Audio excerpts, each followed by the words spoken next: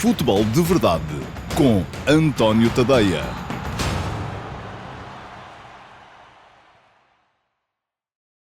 Ora, então, olá a todos, muito boa tarde e sejam muito bem-vindos à edição número 102 do Futebol de Verdade para a temporada de 2023-2024. Hoje é sexta-feira, dia 5 de janeiro de 2024 e já daqui a bocadinho, às 18h45, vai começar a 16ª jornada da Liga Portuguesa com a realização desse excitante Sporting Estoril Praia. Vamos falar dos jogos um bocadinho mais à frente.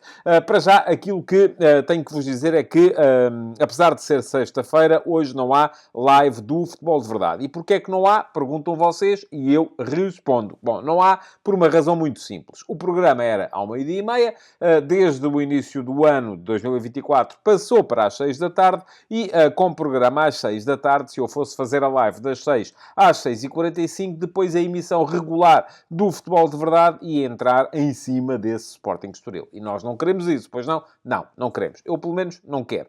E, portanto, aquilo que acontece é que esta semana não há live do Futebol de Verdade. Mas, de qualquer maneira, isso não quer dizer que eu esteja menos tempo no vosso convívio. Porquê? Porque vamos ter, já agora, aqui, a tal edição número 102 desta época do Futebol de Verdade, com ataques rápidos, o meu comentário rápido à atualidade, com Q&A, a minha resposta a duas perguntas que foram deixadas por vocês, uma delas aqui mesmo no meu canal de YouTube, na caixa de comentários do programa de ontem, e outra no meu servidor de Discord, na chatroom Perguntas do Discord, que está no meu servidor de Discord, e ao meu servidor acedem os subscritores premium do meu Substack, em tadeia.substack.com, além disso, hoje ainda vamos fazer aqui, como faremos sempre à sexta-feira, uma espécie de antecipação do fim de semana futebolístico, para vermos quais são os jogos que mais vale a pena ver, quando é que vai ser e o que é que está em jogo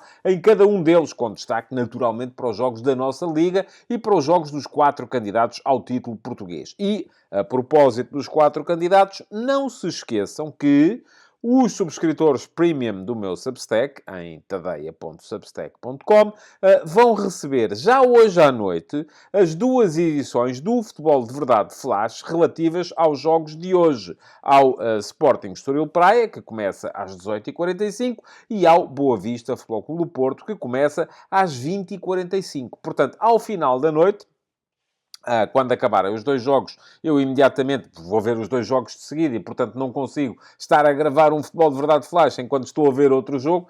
No final dos 2 jogos, pela ordem a que eles forem jogando, vou preparar, editar, gravar, editar e mandar para vós as edições do Futebol de Verdade Flash relativas aos jogos de hoje. E em cada uma delas, são sempre 15 minutos de comentário aos jogos. Vamos ter o comentário ao jogo, vamos ter a análise tática, vamos ter a análise da performance do ponto de vista individual e vamos ter ainda um pequeno comentário ao trabalho da equipa de arbitragem. Portanto, já sabem, se são subscritores premium do meu Substack, vão ter hoje, ao final do dia, as edições do Futebol de Verdade Flash relativas ao Sporting Estoril Praia e ao Boa Vista Futebol Clube do Porto. Amanhã receberão as edições relativas ao Aroca Benfica e ao Sporting Clube Braga Vitória Sport Clube. Portanto, são 4 jogos particularmente interessantes neste fim de semana.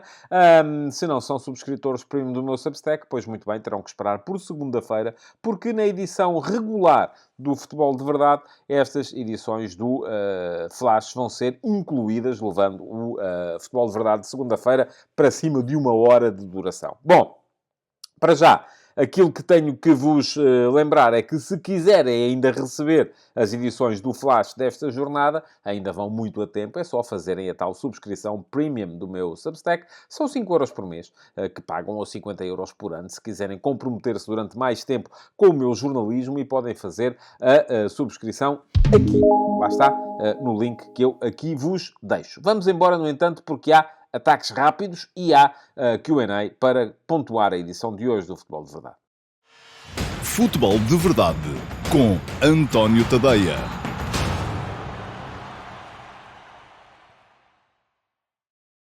E aqui estão os ataques rápidos para hoje, que é sexta-feira, dia 5 de janeiro de 2024. Começamos, como começamos sempre, com o futebol de ontem. E ontem foi um dia que não teve muitos jogos, mas ainda assim teve alguma emoção. Porquê? Porque houve essa vitória já mesmo na ponta final do Barça frente ao Las Palmas, jogo fora. O Barça ganhou por 2-1, esteve a perder por 1-0.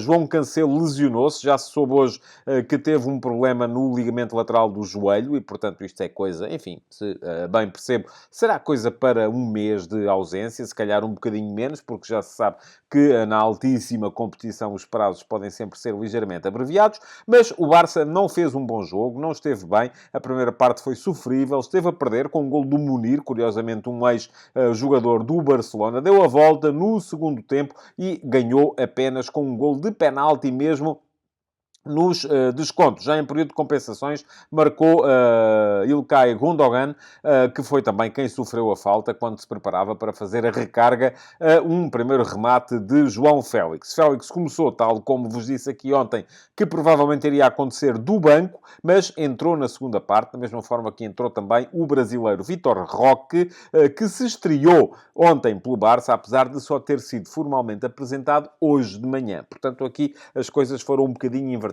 Mas foi uma vitória muito importante para o Barcelona, que com este 2-1 em Las Palmas de Gran Canária, nas Canárias, portanto, conseguiu fechar a primeira volta do campeonato a 7 pontos. Ainda é uma distância grande, mas é uma distância manejável, vamos dizer assim, dos dois líderes, que são o Real Madrid e o surpreendente Girona, que seguem a par no meio do campeonato espanhol. Além disso, ontem houve ainda Taça de Itália, com a vitória da Juventus sobre a Salernitana, 6-1, depois de estar a perder, e destaque para o golaço do Yildiz. E eu hoje de manhã ainda escrevi também, apesar de ter começado no último passo por escrever, tal como vos tinha prometido ontem, sobre a conferência de imprensa de ontem de Sérgio Conceição, depois ainda passei também por esse golaço do jovem turco, e neste caso ele é mesmo porque ele é jovem e é turco, não tem nada a ver com o movimento político de Kemal Atatürk, do início do século passado. Enfim, são um ligeiro parênteses, mas o golaço do jovem turco que me fez lembrar um outro golo que Dani tinha marcado no Mundial de Sub-20 de 1995. Vejam só, na altura em que Dani ainda era uma jovem promessa do futebol, não só português, como mundial. Depois não veio a confirmar todo aquele potencial que ele tinha dentro dele. Lá no último passo há links para verem os dois golos, não só o golo que Yildiz marcou ontem à Salernitana, como também o golo que Dani marcou em 95 à Argentina, na fase final do Campeonato do Mundo de Sub-20, que se jogou nesse ano no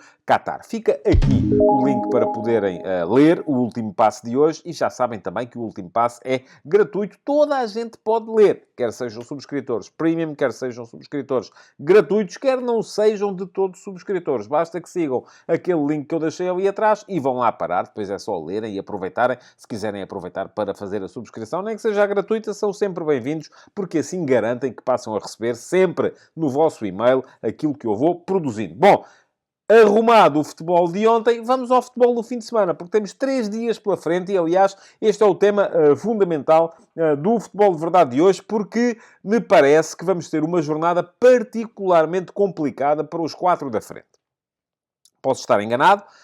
Se calhar na segunda-feira venho aqui e vamos chegar à conclusão que ganharam todos, e ganharam todos com facilidade, mas aquilo que eu inclusive chamei para título desta edição do Futebol de Verdade é que é uma jornada com dificuldades e, quando dizia posso estar enganado, mas creio que muito dificilmente na segunda-feira estaremos aqui a comentar 4 vitórias dos 4 candidatos ao título, porque todos eles têm jogos com alguma dificuldade. Vai começar já hoje, já daqui a bocadinho, com esse Sporting Estoril. O Estoril é das equipas que melhor está a jogar no nosso campeonato. Eu acho que para o Sporting há aqui um aspecto que pode vir a ser eventualmente positivo. É que o sistema do Estoril replica o do Sporting. São duas equipas que jogam em 3-4-3 e que pode levar a um encaixe que o Estoril, por exemplo, que o Porto teve mais dificuldades. E eu recordo, este Estoril já ganhou 2 vezes ao Porto. nesta época. Foi ganhar ao Dragão por 1-0 em jogo de campeonato, numa altura em que ainda era o último classificado, mas já lá estava o Vasco Seabra, o seu atual treinador,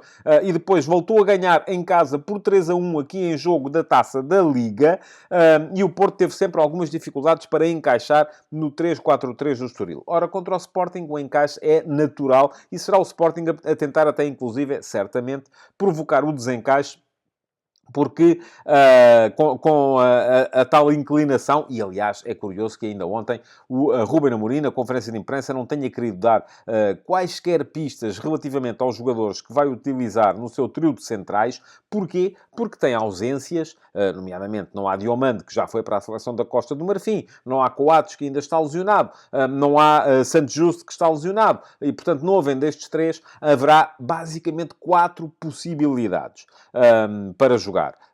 Neto, o Eduardo Quaresma, não acredito que o Rafael, que acabou de chegar, o Rafael Pontiello, creio que é assim que se diz, que acabou de chegar do Leixões, jogue, portanto sobram Neto, o Eduardo Quaresma, o Gonçalo Inácio e o Mateus Reis. E a razão pela qual o Ruben Amorim não quis dizer imediatamente quem eram os três que iam jogar, ou dar qualquer pista acerca disso, é que por aí se perceberia que se o Mateus Reis joga a central ou a lateral, porquê? Porque se o Mateus Reis jogar a lateral, é sinal que joga o Géni, que ainda estará liberto para jogar. Se o Mateus Reis jogar a central, é sinal que jogará certamente o Nuno Santos à esquerda e o Ricardo Gaia à direita, e portanto daí vai depender muito o lado pelo qual o Sporting vai procurar o tal desencaixe. Mas atenção, este Estoril é um Estoril que vem de excelentes resultados. Nos últimos, desde que perdeu em Braga por 3-1, e atenção, perdeu de uma forma que não foi absolutamente convincente. É isso que deve ser entendido. Ganhou ao Porto por 3-1, ganhou ao Chaves por 4-0, ganhou ao Farense por 4-0 e empatou fora de casa com o Famalicão por 1-1. É uma equipa que tem inúmeros talentos. Basta falar aqui do Rafik Guitane, basta falar aqui do Jordan Olsgrove, basta falar aqui do Rodrigo, o lateral direito, que tem sido dos melhores deste campeonato. Portanto, é uma equipa que ataca melhor do que defende, é verdade que sim, mas que ainda assim poderá certamente criar dificuldades ao Sporting com algumas ausências. Eu já falei aqui dos centrais, mas podemos falar também do Morita, que já foi para a seleção do Japão na Taça da Ásia. Ora, depois, às 20h45, teremos então Boa Vista Futebol Clube do Porto, um derby. E é verdade que, ao contrário daquilo que acontece com o Sporting, que enfrenta um adversário que está num momento particularmente feliz, com excelentes resultados, o Futebol Clube do Porto vai ter pela frente um Boa Vista que, nos últimos 9 jogos, perdeu 7 e empatou 2. Empatou em casa com o Vitória a uma bola e empatou fora de casa com o Aroca na Taça de Portugal, sendo que esse jogo veio a perdê-lo depois no desempate por grandes penalidades. Portanto, basicamente, são 9 jogos, 2 empates, um deles transformado em derrota nos penaltis e 7 derrotas. Portanto, é uma equipa que está a atravessar um momento particularmente complicado. É uma equipa que não vai ter, e é verdade, o Porto também não vai ter Taremi e Zaidu, que já foram Taremi para a seleção do Irão, Zaidu para a seleção da Nigéria, mas o Boa Vista também perdeu Chidozi e o Bruno Onemaishi, que foram também para a seleção da Nigéria, mas é verdade que no Boa Vista as faltas se sentirão com certeza mais. Porquê? Porque o plantel é mais curto, não haverá também Salvador Agra, que está lesionado, e portanto aqui o Boa Vista pode sentir mais algumas dificuldades, embora tenha de regresso o Seba Pérez e o Makuta, e isso pode ser importante em termos de composição do meio-campo. Agora, há aqui um aspecto que é indissociável deste jogo. Há 2 aspectos, aliás, devo dizer. Um deles é a rivalidade local. E é verdade que o Porto não tem, ultimamente, sentido dificuldades no Bessa. Até creio que o último resultado positivo que o Boa Vista conseguiu frente ao Futebol Clube do Porto foi no Dragão. Num jogo que levou o Sérgio Conceição a disparar no sentido de uma série de jogadores novos cuja entrada na equipa estava a promover naquele dia. Mas esse é um dos aspectos. A rivalidade citadina tem sempre que ser levada em conta. É um derby, há uma rivalidade grande entre os dois clubes. E depois há um segundo aspecto, que é o facto de, aparentemente, terem sido esta semana feitos os pagamentos dos salários em atraso aos jogadores do Boa Vista. Vamos ver como é que isto se reflete, se de facto esta quebra de uma equipa que já chegou a ser líder do campeonato, se de facto esta quebra se deveu, sobretudo, às dificuldades que a equipa estava a enfrentar ultimamente, nomeadamente no que toca ao não pagamento de salários por parte da administração. Futebol de Verdade. Amanhã será então a vez dos outros dois candidatos ao título entrarem em ação e o primeiro a jogar será mesmo o Benfica, que vai visitar o Aroca. O jogo começa às 18 horas e, atenção, este Aroca e este Benfica defrontaram-se ainda muito recentemente, mas em jogo da Taça da Liga, ali mesmo em Aroca. O Benfica na altura ganhou por 2-0 e foi o jogo em que Roger Schmidt estreou o esquema tático com 3 defesas centrais, de que depois acabaria por vir a abdicar. Os 3 deverão estar em campo amanhã outra vez, Otamendi, António Silva e Morato, só que se na altura jogaram os 3 como centrais, com João Neves como ala direito e Orsnes como ala esquerdo, amanhã deverão estar António Silva e Otamendi como centrais e Morato a atuar como lateral esquerdo. O que mudou muito da altura para agora foi precisamente o Aroca do Daniel Ramos, que está muito melhor. Desde que perdeu no dia 12 de novembro com o Sporting Clube Braga por 1-0 em jogo de campeonato, e foi o único jogo, curiosamente, em que o Braga, na Liga, não sofreu golos esta época, o que deveria vir até, inclusive, a mostrar um Aroca um pouco comedido no que ao ataque diz respeito, mas desde essa altura o Aroca vem com 3 vitórias e 2 empates, não voltou a perder, está quase a cumprir, portanto, 2 meses sem uma derrota. Se conseguir superar o jogo com o Benfica, poderá mesmo cumprir 2 meses sem uma derrota, e nesses 5 jogos marcou 15 golos. Portanto, é uma equipa que ultimamente tem vindo a mostrar-se, do ponto de vista ofensivo, particularmente ameaçadora. É normal, a articulação de Razón Remeiro por um lado, do Cristo Gonzalez pelo outro e do Rafa Morrica como ponta de lança, 3 jogadores espanhóis que têm brilhado nos últimos jogos do Aroca, tem levado a que esta equipa do Daniel Ramos tenha sido, nos últimos tempos, uma equipa ameaçadora para toda a gente, portanto, não vai ter também tarefa fácil amanhã o Benfica. Depois, por fim, às 8h30, vamos ter mais um derby, só que neste caso um derby do Minho, entre o Sporting Clube Braga e o Vitória Sport Clube. Já se sabe que é sempre um jogo particularmente intenso entre estas duas equipas, que não só lutam entre elas pelo título honorífico de maior equipa do Minho, como também, ao mesmo tempo, já se sabe que a malta de Guimarães não gosta muito que a malta de Braga venha dizer que são o quarto grande, porque eles entendem que é em Guimarães que está a quarta maior massa associativa, é em Guimarães que está o quarto clube com mais seguimento, é em Guimarães que está o quarto clube com mais condições para se equiparar aos 3 tradicionais grandes. Só que quem está a conseguir resultados nos últimos anos tem sido, sobretudo, o Sporting Clube Braga. Ora, o Vitória, desde que lá chegou o Álvaro Pacheco, está a somar um conjunto de excelentes resultados. Também nos últimos 5 jogos ganhou 4, um deles ao Sporting, e empatou apenas uma vez, e, portanto, não será de todo um jogo fácil para a equipa do Artur Jorge Amorim,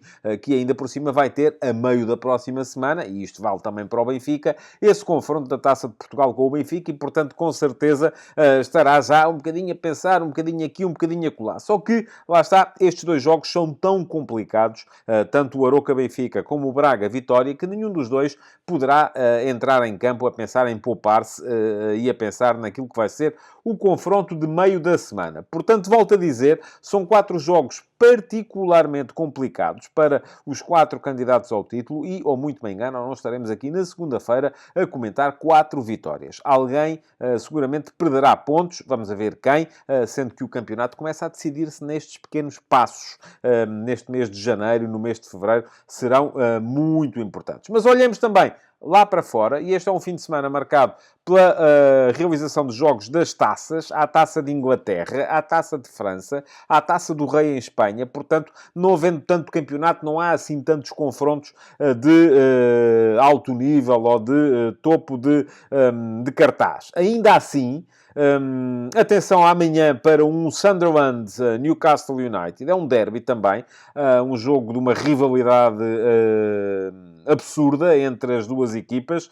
Vai ser amanhã ao 12h45. Uma das duas vai saltar fora da Taça de Inglaterra, mas o cabeça de cartaz desta eliminatória da Taça é seguramente o Arsenal-Liverpool, de domingo às 4h30. Portanto, já sabem, Hoje têm campeonato português. Amanhã, antes de entrarem em ação os candidatos ao título para o campeonato português, ainda há um jogo particularmente apetitoso da Taça de Inglaterra, que é esse Sunderland Newcastle United. E no domingo haverá então esse topo de cartaz, que é o Arsenal-Liverpool, 4h30, dois dos principais candidatos a ganharem tudo em Inglaterra. Temos um Arsenal em quebra nos últimos jogos, temos um Liverpool que vai perceber como é que é estar lá sem o Mo Salah, que já não vai estar nesta partida, já foi para a seleção do Egito, mas também o Arsenal tem algumas baixas e, portanto, será também curioso perceber o que é que vão fazer o Arteta e o Klopp, se vão entrar com os seus 11 de gala ou se, em contrapartida, continuam a privilegiar, sobretudo, a Premier League. Embora já se sabe que, depois de um período particularmente intenso de competição, que é o mês de dezembro, quando chega janeiro, as equipas inglesas têm um calendário um bocadinho mais folgado. Atenção!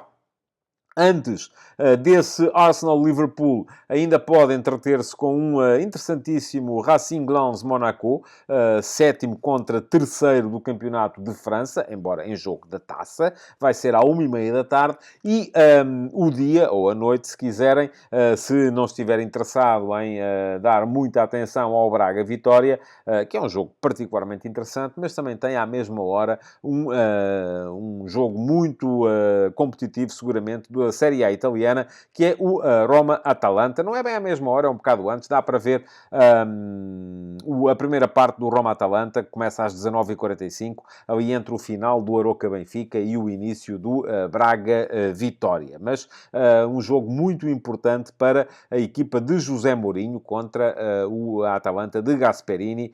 Também um jogo particularmente interessante para a Série A italiana. E é assim o fim de semana desportivo. Futebol de verdade. Tenho aqui mais 3 ataques rápidos para vos deixar. Um deles tem que ver com a conferência de imprensa de Roger Schmidt, que foi ainda hoje, por volta da hora de almoço. Conferência de antecipação desse jogo em Aroca. Roger Schmidt falou da chegada de Marcos Leonardo, elogiou bastante o jogador brasileiro. Diz que, apesar de estar há muito tempo sem competir e sem treinar, ele lhe deixou boas impressões no treino. De qualquer modo, diz que neste momento tem apenas 2 pontas de lança. Não há muito essa história de ter 4, porque diz ele, Tankstedt está lesionado e Marcos Leonardo ainda não está pronto. Portanto, não há conversa de o Benfica prescindir neste momento de um dos seus pontas de lança, porque para uma posição tem 2 jogadores e são eles o Artur Cabral e o Petar Musa. Vamos a ver qual é que vai jogar na partida frente ao Aroca. Portanto, e disse mesmo o próprio Roger Schmidt, que lá mais para o final do mês logo se verá então o que é que vai acontecer. De qualquer modo, a conferência de imprensa de Schmidt foi muito marcada pelo mercado e com pouca conversa acerca do jogo em Aroca. E é normal que isso aconteça. Dá-me ideia que cada vez mais neste tipo de conferências de imprensa, quem lá está opta muitas vezes por fazer as mesmas perguntas que foram feitas nas semanas anteriores e vocês perguntam assim, então mas porquê? Não é? Se já foi feito, quem sabe se é agora que ele responde com um soundbite de impacto, não é? Portanto, toda a gente, todas as vezes se vai perguntar ao Roger Schmidt, então como é? Está a querer um lateral direito? Ele diz, não estou a pedir nada ao Presidente, o Presidente é que sabe. Mas quem sabe se ele da próxima diz, estou, quero, já pedi ao Presidente. Ninguém sabe. Daí que a pergunta acaba por sair repetida e vem sempre a pergunta sobre o lateral direito, e vem sempre a pergunta sobre o lateral esquerdo, e vem sempre a pergunta sobre a possibilidade de sair o João Neves e o António Silva, e vem sempre a pergunta sobre a possibilidade de o Benfica ter de vender um dos seus pontas de lança e, portanto, aquilo acaba por ser um bocadinho um exercício minimal repetitivo, mas infelizmente vai ser assim até ao final deste mês de janeiro, porque temos que contar com o mercado. Ora, ontem houve também a conferência de imprensa de Ruben Amorim para antecipar esse jogo de daqui a pouco com o Estoril, e a conferência de Ruben Amorim também foi muito à volta das mesmas coisas, e falou-se um bocadinho de Estoril e daquilo que é a categoria desta equipa do Estoril, falou-se um bocadinho de Mateus Fernandes, que Ruben Amorim diz que certamente poderá voltar a valer ao Sporting. Falou-se um bocadinho daquilo que foi esta época o acerto do Sporting no mercado, e Ruben Amorim mandou o elogio para cima da equipa de scouting, que terá acertado bem nos jogadores que queria, mas houve alturas alturas em que falhou também, porque, enfim, isto acontece a todos, mas houve ainda esse acrescente que foi o facto de Ruben Amorim ter celebrado 4 anos como treinador principal, desde aquela estreia retumbante ao serviço do Sporting Clube Braga, em que ganhou no Jamor à Bessade por 7-1. Foi uma entrada de leão, propriamente dita, embora Ruben Amorim na altura estivesse ainda noutro Sporting, no de Braga. Por fim, para encerrar os ataques rápidos de hoje, vamos olhar um bocadinho para o mercado, e o mercado é normal. Vem aí a jornada do fim de semana, portanto, a coisa abranda um bocadinho. É normal que assim seja. Nacionalmente, nota para a inscrição do guarda-redes Mica pelo Moreirense. Ele já estava lá a treinar, não jogava desde que fez a temporada passada ao serviço do Vitória Futebol Clube, na Liga 3, e na altura baixou ao Campeonato de Portugal. Está agora inscrito para concorrer com Kevin na baliza do Moreirense. Além disso, nota para a chegada de Elder Sá ao Rio Ave. Ele estava no Radomiak, na Polónia, e ainda do médio Krugard, que vem do Ågesund, da Noruega, e vai jogar no Casa Pia. Portanto, pouca coisa a assinalar no mercado hoje, pelo menos em termos de negócios feitos. Internacionalmente foi já formalizada a aquisição de Buchanan pelo Inter. Buchanan jogava no Clube Bruges da Bélgica. O Inter de Milão vai pagar 7 milhões mais 3 por objetivos, portanto, à partida 10 milhões. Além disso, ainda nota para a chegada de Hüseyin, do defesa Hüseyin, à Roma, de José Mourinho. Ele vai emprestado pela Juventus. Estava quase fechado para o Frosinone, mas acaba por ir mesmo para a Roma, e Mourinho bastante falta sente neste momento de gente para o seu setor defensivo. Além disso, ainda Mazzocchi, um lateral direito da Salernitana, que regressa ao Napoli, e vamos a ver o que é que vai fazer o Napoli de Mazzarri com 3 laterais direitos, porque além do Di Lorenzo e do Mazzocchi, ainda lá está o Zanoli. Não sei se se lembram, o Zanoli, que era aquele jogador em quem o Sporting andava fixado no início da temporada, antes de ter contratado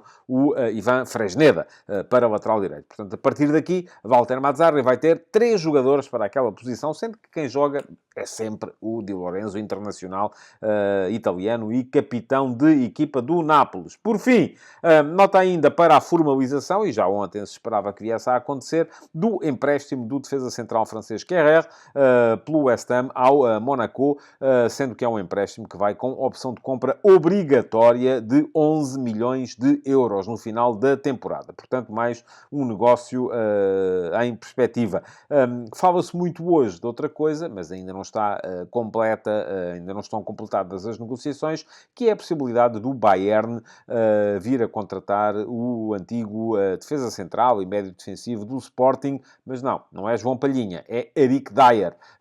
João Palhinha, que esteve com os 2 pés no Bayern, no último mercado, chegou a fazer exames médicos, chegou a ser fotografado na cidade desportiva do Bayern, mas na altura depois o Fulham não lhe permitiu a saída. Parece que vai ser mesmo ultrapassado, porque neste momento o Bayern está fixado então em Eric Dier, que está no Tottenham, mas é um jogador a quem Ange Postecoglou não tem dado minutos, e por isso mesmo, além de que vai ficar livre no final da época, porque acaba contrato com o Tottenham. Chegou a falar-se também na possibilidade dele poder vir nessa altura a assinar pelo Sporting, mas francamente sempre me pareceu que até por aquilo que ganha Eric Dier, que seria uma opção impossível para o clube português. E pronto.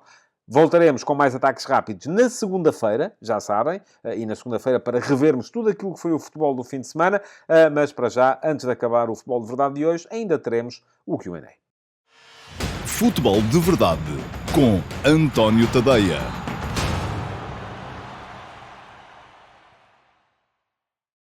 E vamos então passar à resposta às perguntas que vocês tiveram a amabilidade de me deixar ou aqui na caixa de comentários do programa anterior, no meu canal de YouTube, ou lá na chatroom Perguntas do Discord, no meu servidor de Discord. E ao meu servidor de Discord nunca é demais dizer, acedem os subscritores premium do meu Substack, em tadeia.substack.com, que entenderem por bem fazê-lo. Não é nada difícil, basta utilizarem um dos botões de acesso ao servidor que vão nos textos que são exclusivos para subscritores premium e, uma vez lá chegados, fazendo a entrada, são imediatamente encaminhados a uma sala de boas-vindas, onde terão que dizer quem são e qual é o endereço de e-mail associado à vossa entrada e, a partir daí, a partir do momento em que eu vos verificar e vos certificar, passarão a ter acesso a todas as chatrooms que existem naquele servidor e são muitas. E as conversas são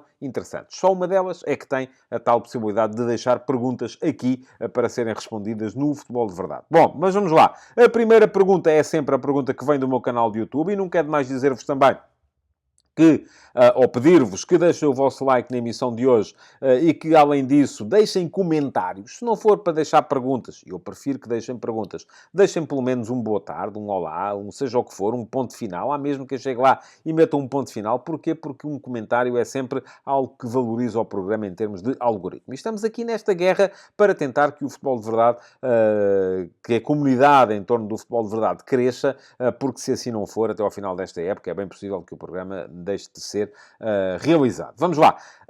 Já sabem também que se quiserem inscrever-se no meu canal, o link está aqui, podem fazê-lo e se inscreverem no canal, façam uma outra coisa, que é clicar em cima do sino para ativarem as notificações. E ativando as notificações, pois muito bem, o que é que acontece? O YouTube passará a avisar-vos sempre que houver novos conteúdos por aqui no canal.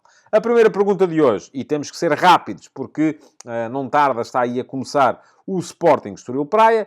A primeira pergunta de hoje vem do Pedro Xavier. E o Pedro Xavier, eu creio que não seja o Pedro Xavier, que curiosamente foi jogador do Sporting e do Estoril Praia, dos dois. Bom, mas não é. Seguramente não será. Se for, Pedro, deixa aí nos comentários a dizer que és, mas não acredito que seja. O Pedro Xavier, os mais velhos lembrar-se-ão, era o irmão gêmeo do Carlos Xavier, que foi jogador do Sporting e da Real Sociedade, sendo que ambos foram internacionais por Portugal. Mas não será seguramente o Pedro que deixou aqui esta pergunta. Bom, a pergunta do Pedro é a seguinte. Boa noite, António. Olá, Pedro.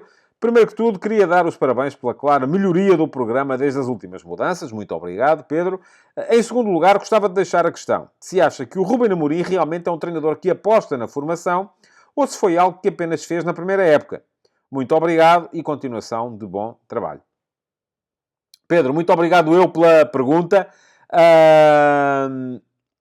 Vamos lá ver. Eu não acredito em treinadores que apostam muito na formação ou que apostam pouco na formação. Eu acho que todos os treinadores têm uma coisa em comum.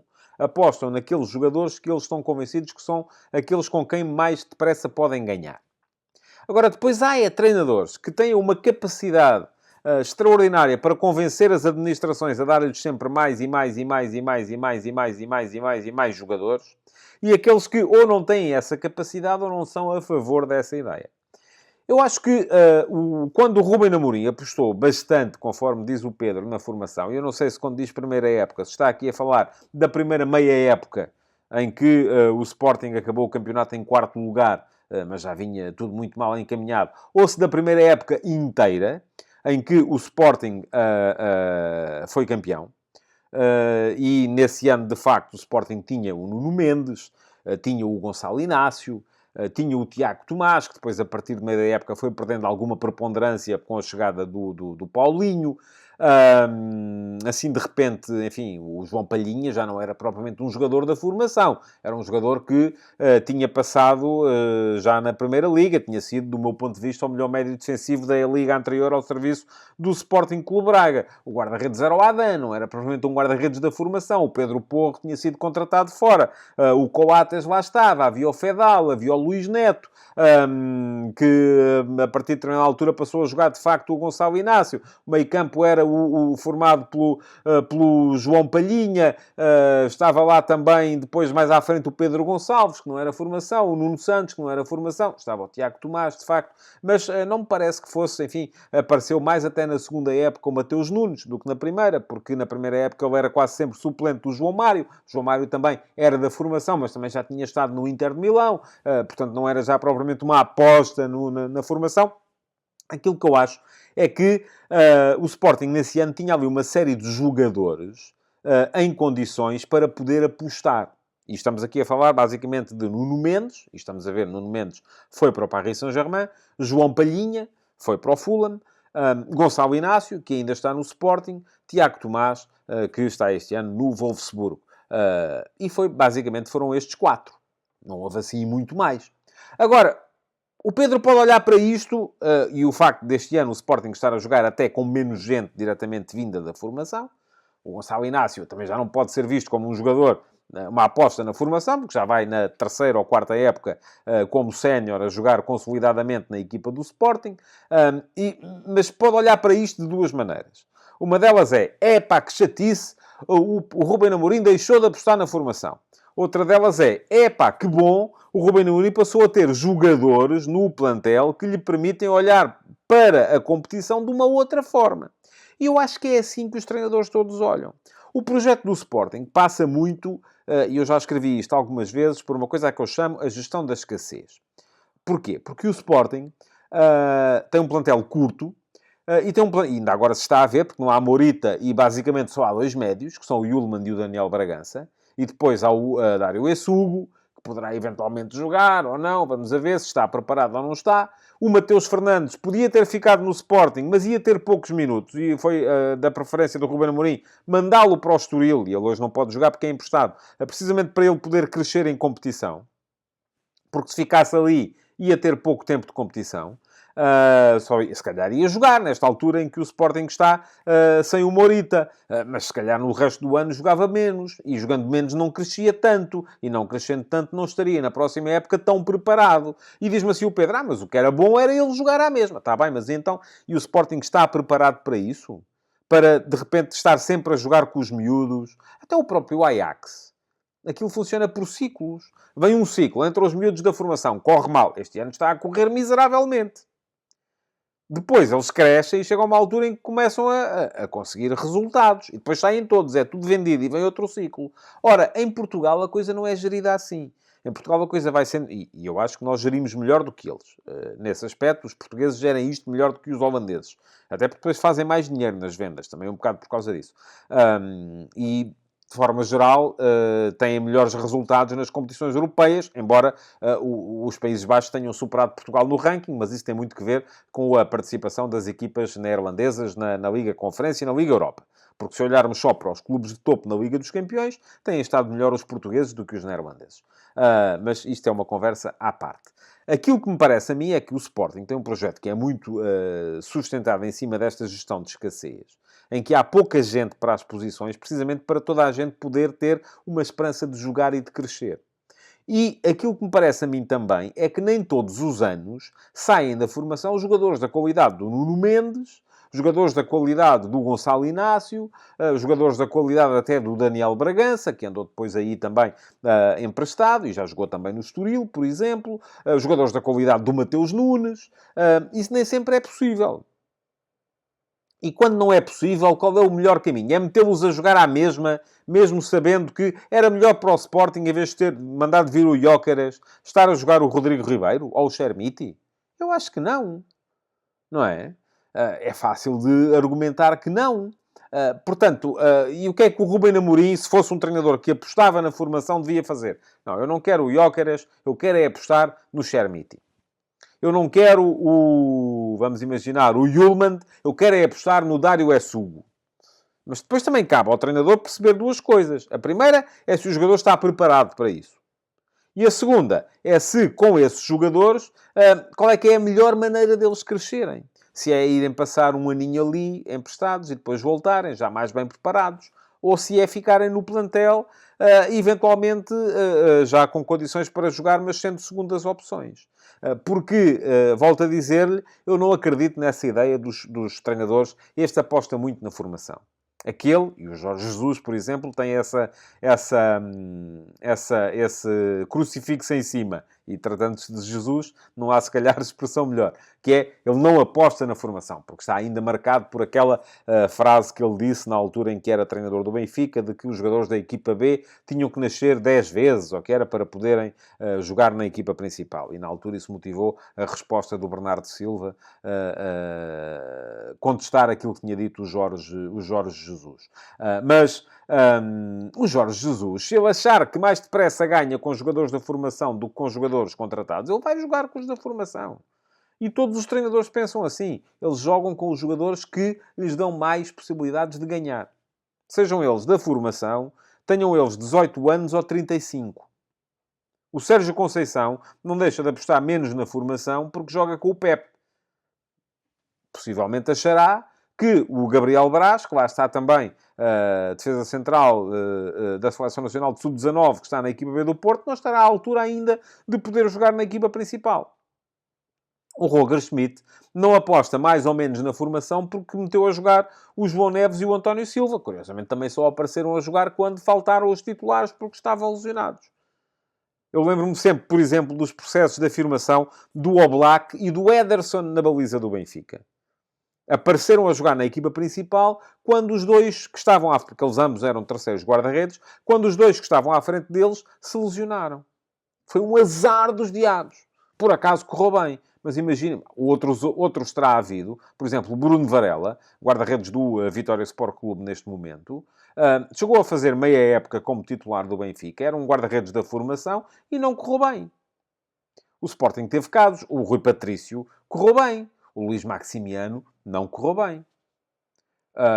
No Futebol Clube do Porto, o Diogo Costa correu bem.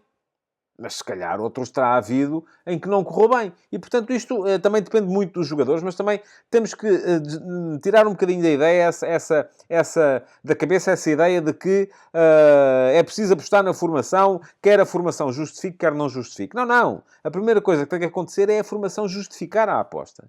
Se a formação tiver lá jogadores capazes de justificar a aposta, eles vão jogar. Quer o treinador seja daqueles que nós achamos que aposta na formação, quer seja daqueles que nós achamos que não aposta na formação. Bom, Pedro, muito obrigado pela sua pergunta. Vamos passar já rapidamente à segunda, porque é o que eu digo, não tarda, está aí o Sporting Estoril e temos que ir ver a bola. Bom, a segunda, que já está aí à vossa frente, é a pergunta que vem do Discord e foi colocada pelo Joe Sousa. Joe Sousa, que tem ares de Diego Maradona. Bom, Joe, vamos lá. Olá, António. Olá, Joe.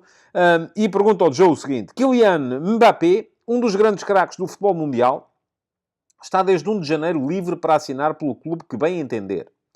Como acha que irá terminar esta novela, que promete fazer rolar muita tinta? Oh, isso eu soubesse. Irá renovar com o Paris Saint-Germain? Vai para o Real Madrid? Premier League? Arábias? Bom, Arábias acho que não.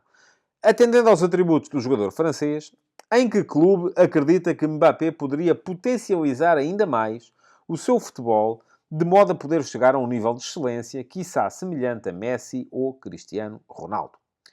Muito obrigado, Joe, pela pergunta. Bom, ponto da situação relativamente a Mbappé. A notícia que há é de que Mbappé e Nasser El Khelaifi, o presidente do Paris Saint-Germain, e o representante do Qatar Sports Investment no Paris Saint-Germain, terão chegado a um acordo de cavalheiros em que, das duas uma, ou Mbappé renova pelo PSG, e se renovar vai ter um contrato do Arco da Velha, ou Mbappé não renova pelo PSG, sai a custo zero, mas ao mesmo tempo perdoa ao clube o pagamento de um prémio de 80 milhões de euros. Enfim, não é um prémio, é um Euromilhões daqueles com jackpot triplo, que ele teria a receber pela fidelidade ou por ter ficado nesta temporada. Bom, vamos lá. Diz-se também que Mbappé quer ter isto resolvido rapidamente. Não sei se vai ser assim ou não. Mas como é que eu acho que vai acabar? Muito francamente, acho que ele vai para o Real Madrid. E há hipótese Premier League? Há. Fala-se muito no Liverpool. Acho que quando ele for a pesar as coisas, o Real Madrid é sempre um clube que tem um apelo diferente. É sempre um clube capaz de apelar a um jogador e de lhe dizer, epá, tu aqui chegas, tens enormíssimas probabilidades de ser campeão de Espanha, tens boas probabilidades de ser campeão europeu, e além disso tens grandes probabilidades de ganhar a Bola de Ouro e o FIFA da Best e tudo, e mais um par de botas. Portanto, acho que se tiver que optar entre um Real Madrid e um Liverpool, eu acredito que Mbappé vai optar por um Real Madrid. Há outra possibilidade, que é ele acomodar-se e querer ficar no Paris Saint-Germain, porque também não me tenho dúvidas de que o Paris Saint-Germain lhe pode pagar muito mais, se calhar, do que os outros dois somados.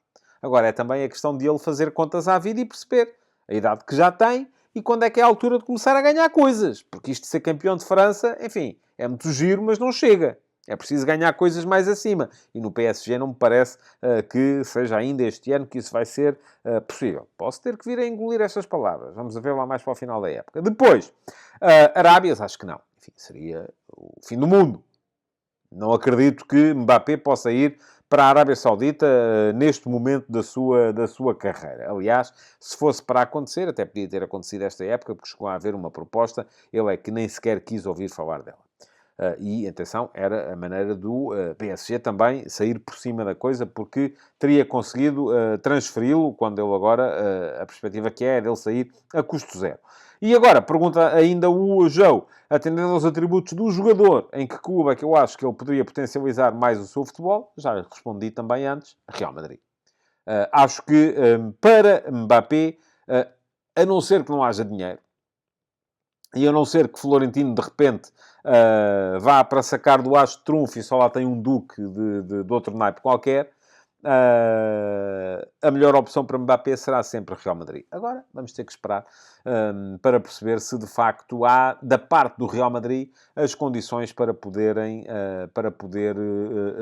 corresponder àquilo que são os anseios do jogador, também do ponto de vista financeiro. Porque, no plano desportivo, acho que não há dúvidas de que é ali que ele tem mais condições para se afirmar. Bom, meus amigos, estamos a chegar ao fim. O Futebol de Verdade, já sabem, edição regular, edição 103, só voltará na próxima segunda-feira, que é dia 8 de janeiro, 18 horas, aqui mais uma vez, no meu canal de YouTube. Mas quem for subscritor premium do meu Substack vai ter ainda a possibilidade de, antes disso, assistir às 4 edições do Futebol de Verdade Flash. São 4 edições do Futebol de Verdade Flash, 2 hoje, uma sobre o Sporting Estoril, outra sobre o Boa Vista Futebol Clube do Porto e mais 2 amanhã. Uma sobre o Aroca Benfica e outra sobre o Sporting Clube Braga Vitória Sport Clube. Pelo menos até ao final desta primeira volta do campeonato, e esse foi o meu compromisso convosco, vou fazer as edições do Flash dos 4 candidatos. Quando chegarmos à 17ª jornada, vou olhar para a classificação e vou dizer assim, olha, deste já não vale a pena. Se acontecer, até pode ser que não, que eu decida que vou fazer dos 4 mais para a frente durante a segunda volta. Mas já sabem, se não forem subscritores premium, bom fim de semana, aproveitem para ver futebol até segunda-feira. Se forem, é só até já, porque hoje ao final da noite vão ter aí mais 2 vídeos de 15 minutos com os meus comentários aos jogos de hoje da 16ª jornada da Liga Portuguesa. Até lá! Futebol de Verdade